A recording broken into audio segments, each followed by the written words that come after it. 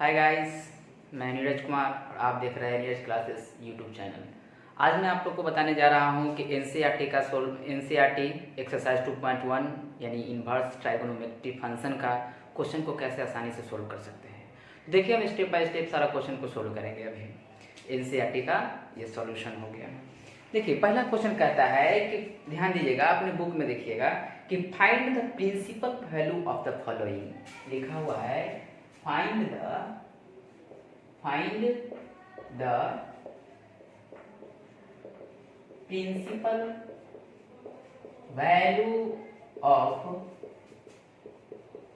Following.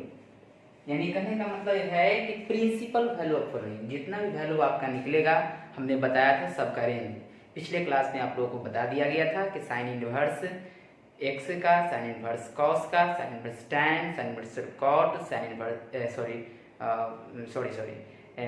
Cot inverse x, cosec inverse x, cos inverse x, मतलब जितना भी inverse का है यानी इनवर्स ट्राइगोनोमेट्रिक फंक्शन, उसका रेंज क्या होता है बताया गया था।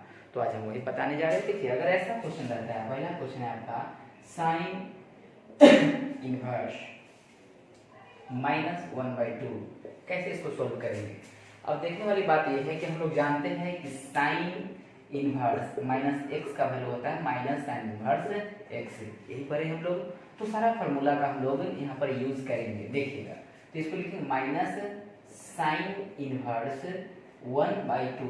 अब ये देखना है कि 1/2 साइन के फॉर्म में किसका वैल्यू है। तो हम लोग जानते हैं कि साइन 30 डिग्री का ये वैल्यू है। तो यानी करने का तो माइनस साइन इनवर्स यानी 30 डिग्री, यानी दैट मीन्स की π/6। इसको लिखेंगे साइन π/6। ये साइन से साइन इनवर्स कट जाएगा, लेकिन ऐसा नहीं है कि इसको ऐसे करके काट देंगे, ऐसा नहीं होता है। इसको हम लोग क्या लिखेंगे, देखिएगा, तो इसको लिखेंगे माइनस, ये दोनों कैंसिल हो गया, यानी π/6। ध्यान दीजिएगा कि साइन का जो रेंज जो होता है -π/6 से लेकर के -π/2 से लेकर के π/2 तक होता है। यही ना बताए थे कि साइन का रेंज क्या होता है -π/2 से लेकर के π/2। तो ये आपका रेंज में ही वैल्यू है और सारा का सारा वैल्यू रेंज में ही आना चाहिए। तो ये आपका पहला क्वेश्चन था। अब देखिएगा, क्वेश्चन नंबर ये आपका 2 है।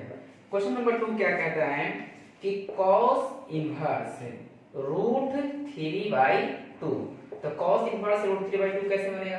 तो पहले देखिए, बनाने का तरीका तो हमने आपको शॉर्ट तरीका बता दिया, लेकिन एग्जाम में कैसे सोल्व करेंगे। एग्जाम में सोल्व करना है ऐसे, लेट जिसको बनाते हैं y = cos इनवर्स √3/2 ऐसे मान लेंगे। यहाँ भी आप मान सकते थे लेट y = तो सोल्व कर देंगे।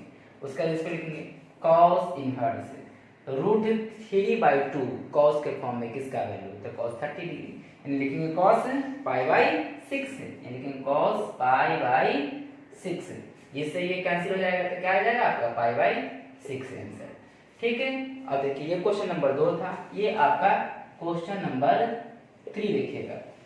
क्वेश्चन नंबर 3 क्या कहता है कि cosec इनवर्स 2, यानी cosec इनवर्स 2।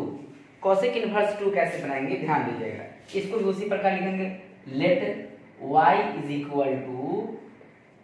cosec इनवर्स 2, इसको मान लेंगे। अब ये देखना है हमको कि cosec के फॉर्म में 2 किसका वैल्यू होता है। तो हम लोग जानते हैं कि ये भी 30 डिग्री का ही होता है, ठीक ना। लेकिन यहाँ पर cosec inverse cosec π/6, cosec inverse से cosec कैंसिल हो गया, तो बच गया क्या आपका π/6। ये हो गया आपका आंसर। क्वेश्चन नंबर 4 कहता है, देखिए क्वेश्चन नंबर 4 कहता है tan इनवर्स -√3। और हम लोग पढ़े हैं कि tan inverse minus tan theta होता है। तो यहाँ पर क्या लिखा है, पहले लिखेंगे लेट y = tan इनवर्स -√3, और यहाँ लिखेंगे ये माइनस बाहर आ जाएगा, तो माइनस tan इनवर्स √3। और tan के फॉर्मेट में √3 60 डिग्री का वैल्यू होता है, tan 60 डिग्री √3 होता है, तो माइनस tan इनवर्स π/3 लिखें, सॉरी ऐसे tan π/3। तो ये क्या आ जाएगा minus tan inverse tan cancel तो पाई बाई 3, ये आपका हो गया आंसर। जितना भी वैल्यू आपका आएगा एक बात का ध्यान रखना है कि वैल्यू हमारा सिर्फ जो जिसका रेंज है उस रेंज में ही होना चाहिए। चलिए अगला क्वेश्चन बताते हैं, क्वेश्चन नंबर 5 देखिएगा। आपका क्वेश्चन है cos इनवर्स माइनस 1/2। तो cos इनवर्स माइनस 1/2 को हम लोग कैसे सोल्व करेंगे? अब देखने वाली बात ये है कि देखिए, यानी कहने का मतलब ये है कि लिखेंगे हम लोग let y is equal to cos inverse minus 1/2। और हम लोग जानते देखिए हमारा फॉर्मूला होता है कॉस इनवर्स माइनस एक्स बराबर pi minus cos inverse x. यही फॉर्मूला होता है, इस फॉर्मूला का यूज करेंगे। देखिए लिखेंगे पाई माइनस कॉस इनवर्स 1/2 और कॉस के फॉर्मेट में 1/2 किसका वैल्यू है ये हमको देखना पड़ेगा। तो 1/2 तो हमारा cos 60 डिग्री होता है, तो लिखेंगे pi minus cos inverse cos pi by 3। क्या लिखेंगे? Cos pi by 3। अब देखिए कॉस है कॉस इनवर्स से कॉस कैंसिल, तो पाई माइनस पाई बाई 3। इसके डिवाइड में 1 लिखेंगे, एलसीएम ले लेंगे, यहाँ एलसीएम लेंगे तो 1 के टेबल में 3 बार में, तो इसमें 3 से मल्टीप्लाई हो जाएगा, 3 पाई माइनस पाई, ये हो जाएगा आपका 2 पाई बाई 3। ये हो गया आपका आंसर। अब देखेंगे क्वेश्चन नंबर 6।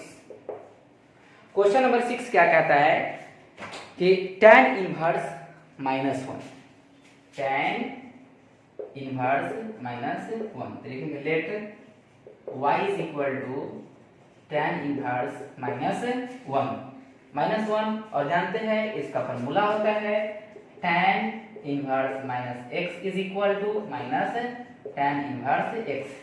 यही पढ़े हम लोग, तो यहाँ पर उसी प्रकार हो जाएगा माइनस tan इनवर्स 1 और tan के फॉर्मेट में 1 किसका वैल्यू होता है 45 डिग्री, यानी पाई बाई 4।